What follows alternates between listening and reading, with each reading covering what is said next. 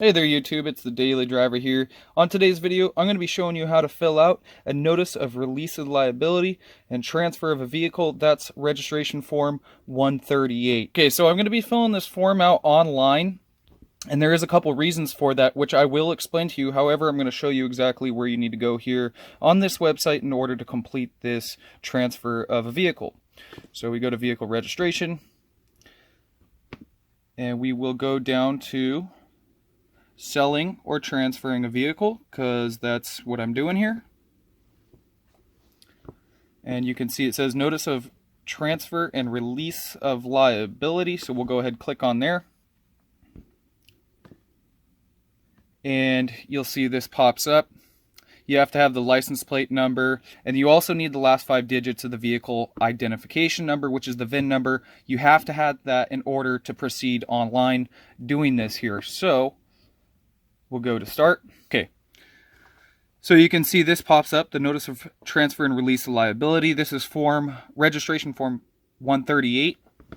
And so you can see right here, you have to put in the license plate number, and then you're going to have to put in the last digits of the VIN, the last 5 there. I'm going to go ahead and put that in, and we'll proceed to the next portion of this. Okay, so once we get past that first part, it's just going to have us verify that the vehicle information we put in is the vehicle that we're transferring.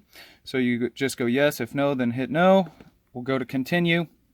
And this portion here of Reg 138, it's going to say new owner information, the sale information, other specifics as such here.